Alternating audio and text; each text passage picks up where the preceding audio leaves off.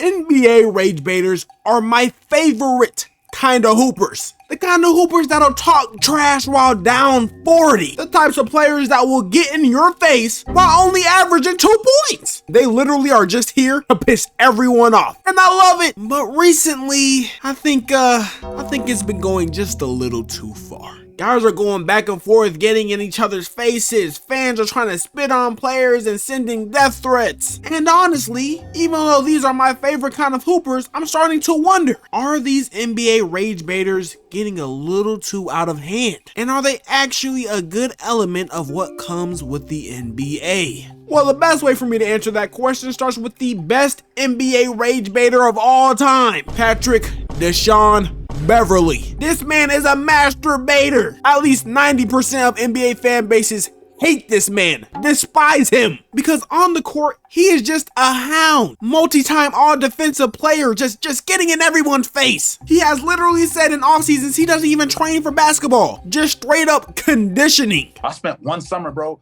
weight room, conditioning, and film study. Not even basketball skill. I had to sacrifice a year of my basketball skill because I understand, like, okay, that shit go come. I'm gonna get up all the attempts, all the shots. That shit's go come. I gotta stay in this league. In order for me to stay in this league, I gotta pick up 94. I gotta cause havoc. I gotta know what's going on, and I have to know tendencies. I have to know tendencies better than my coaching staff. But it's not just on the court. This man has said some disgusting things off the court. Y'all remember when he said to Steph Curry, "You had the last 5 years. The next 5 years are mine." He was saying all this after KD left, and Curry went on to win another championship. The thing about Pat Bev is he probably knows he's not that great, but he still talks crazy. And this has been going on for years.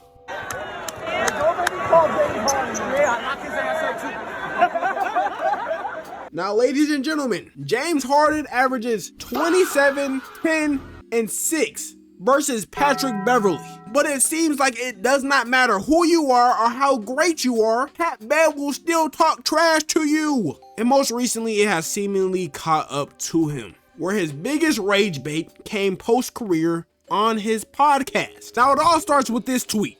Honest question, why do NBA players play so hard in random gym open games in the summer, but give no effort in the All-Star game with millions watching? And here's what Patrick had to say about that. Because All-Stars take the game for granted. Off rip. Insane thing to say, but W rage bait. He finds a way to say a hot take about All-Stars and hopes an All-Star will take the bait. And Trae Young fell for it. And all Trae Young said was, relax. Let us speak for ourselves. Probably pertaining to him saying All-Stars take the game for granted. Now let's remember, ladies and gentlemen, Trae Young is an All-Star. Patrick Beverly is not an All-Star. So Trae's probably a little bit more qualified to speak on it. But it does not matter because Patrick Beverly proceeded to go crazy on Trae Young. Trae Young's response was, he said, relax, let us speak for ourselves. Interesting.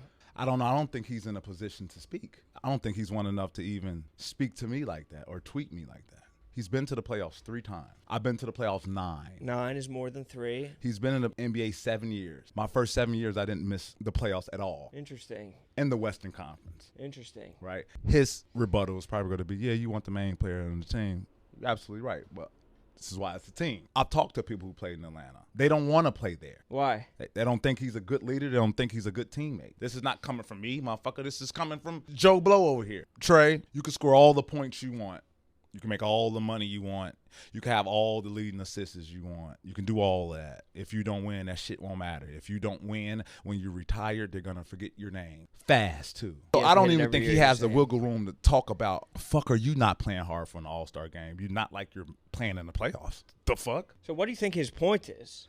I don't know. He's just trying to put himself above you? I think so. Like, let us speak. Like, what do you mean? Okay, well, let the motherfuckers who played in the playoffs more than 9 years speak to them. And then the first word he used is relax. And I'm like, motherfucker, relax. You should be uncomfortable. You should be more uncomfortable. All right, that's the problem. You too motherfucking relaxed. 7 years, you made the playoffs 3 motherfucking times. You're too relaxed. Motherfucker, get uncomfortable. Really get uncomfortable and lead your motherfucking team to some more wins and playoff push. Kevin Durant, one of the top rage baiters in the game, said, hey, this shit getting out of hand, man. Come on, Pat. You sound delusional, brother. A lot of people were quoting Aubrey. Bench players talking like starters. I hate it. People are saying Trae Young took his team to the Eastern Conference Finals. You threw your jersey into the stands after winning the play-in. Y'all are not the same. There are even Trae Young haters defending Trae Young. Patrick Beverley wishes that he could still be in the National Basketball Association. This is a real hate coming from his heart, because honestly, Trae Young has accomplished everything that he's wanted to do. All of them talks on different podcasts. Oh yeah, young Patrick Beverley was a dog. He used to come into the UCLA runs it, really be a dog, really be about that.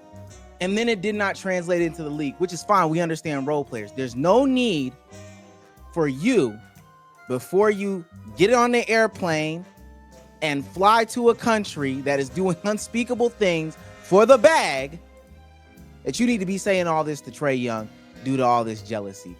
Even all the Atlanta Hawks media accounts had to show film of Trae Young cooking Patrick Beverley. And y'all see my profile picture. I'm repping Trae Young till I die. When I first saw this, I can't lie, I was heated. Trae Young averages 28 and 11 versus Patrick Beverley.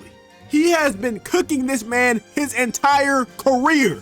And it pisses me off even more because back in 2023, Pat Bev said this about Trae Young. Trae Young talking about should have been on the team. He should have. Over who? Close your eyes, turn around twice, and whoever you land on, that's who you pick. Anybody on the team? He's won plenty of games. He's hit plenty of daggers. He's reinventing the game. Whatever Steph Curry is leaving over, he's taking it and running with it. Took his team Eastern Conference Finals. He's won big on the road. You know what I'm saying? So you have to give him a lot of credit. And that's not to take away from anybody else or how you run things with USA. Obviously, it's a structure that comes with it. Trae Young gonna have a shot. You know, he gonna have that jersey on. You know, if it's not this year, it's soon to be. So, you know, that's never worry. So he doesn't even believe the things he was saying. But this is what rage baiters do. This is why he's a master baiter. He knows what gets the people going, folks. But too bad for him, because another top tier rage baiter, Trae Young himself, responded. Talk about winning and impact winning and all these things. You've been on some teams with some big time players. How about I go through a list of these guys? LeBron, Giannis, Kawhi Leonard, Paul George, Ant-Man, Cat. Off rip, he names all these amazing players that Patrick Beverley has played with. Basically, he's mentioning the point that, oh, I never missed the playoffs. Brother, you better not have. And if you didn't make the playoffs, it's not like you impacted anything. Matter of fact, if we look at Patrick Beverley's playoff game logs, he very much often has a negative plus minus. Keep cooking him, Trae. Some of them are still adding on to their legacies in the game of basketball. We talking basketball here. In one conference finals to show for it, your impact for winning was very strong, huh? And this ain't no shot again to them guys, because I know from being in my shoes, I know how hard it is to win in this league. I know you were labeled as a tough defender, a great defender, and the accolades say that you were. But I promise you, anytime you was on the court with me, I was never scared of you. I was never scared of Patty Bev. And he just kept on cooking him. And that's only a little bit of it. Trae Young spent 11 minutes telling Pat Bev that he's a 2-pack of ass. And I waited a little while because I knew that the master baiter would bait once again. Now, if any other all-star would have said something, I would have let it slide. But you out of all people, you had no room to say anything. This man is conjuring up any type of bullshit he can in his head. You haven't done anything. So, when it comes to criticism, why the fuck you can't be criticized? Like, what have you done where you can't be criticized? Like, we criticize Russell Westbrook, a 2-time MVP. Motherfuckers call him Westbrook. We criticize LeBron James, right? We criticize all these people. What? Who the fuck said you can't be criticized? Like, you haven't done anything. Mind you, ladies and gentlemen, all this stems from Trae Young just saying, hey man, let us speak for ourselves. Patrick, you're doing a great job because I'm genuinely starting to view you as a horrible human. Use it as motivation. And it's gonna be motivation because you got on your platform, you said your thing, you popped your shit. I'm glad that you did. I'm glad that you did, bro. Like, I appreciate that. It make me sense. You got a sense of fire in you, but the truth is the truth, bro. You don't win. And until you start winning, it's when your word can become bigger. If this was anybody else, I'd take it. You know what? KD, you got it. I can't say nothing to you. What I'm gonna say to KD, Brian, you got it. But you, on the other hand, nah, you ain't got it. Now listen, as a Hawks fan, I'm a big believer in this team next year. This is the best team Trae Young has ever been around. So I'm just waiting for these wins to come up, and I wonder what you're gonna have to say after, Patrick. And by the way, Patrick has literally said he's won before. He's won plenty of games. He's hit plenty of daggers. He's reinventing the game.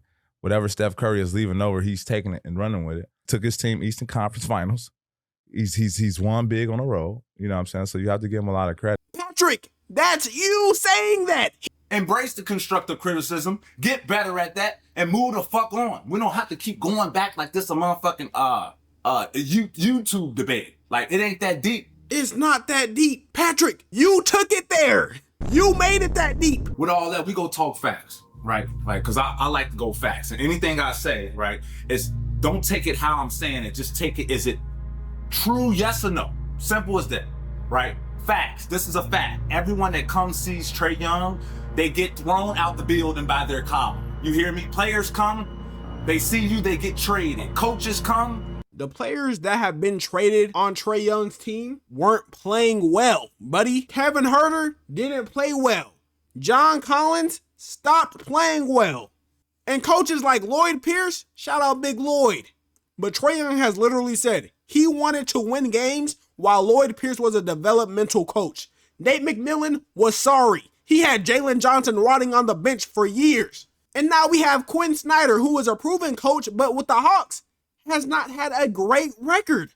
But guess what? He's still been here for years. Why? Because that's what it takes to build a winning culture, bro. They coach you, they get traded. GMs come, they govern the team, and then they get fired. Everyone that sees Trae Young gets fired. That's the truth. This feels like a political ad. Y'all hear the music in the background. It's all, they're trying to make Trae Young seem like this horrible human. Remind you, all he said was, hey man, you're not an all-star. Maybe don't say we take the game for granted. And that's all it is. Constructive criticism. Take it how you fucking want to take it. There's a thing called constructive criticism, and there's something called just being a dickhead. Patrick, you've done a great job at baiting me, but I just can't do it anymore, pal. You win, Patrick. W rage bait. And all this leads me back to my question on, is rage bait actually good for the NBA? And after seeing this play out, yes, I need more negativity. Bring me more fights, bring me more action. We need these villain role-esque players because they just make the game more interesting, man. Seeing these players go back and forth is what makes the sport beautiful. So with that being said, I might be making another NBA Rage Bait video just talking about the top NBA Rage Baiters of all time. So if you are interested in that, please let me know in the comments below. Let me know your thoughts on the situation in the comments below. And other than that, man, I appreciate all y'all supporting y'all boys. Stay blessed.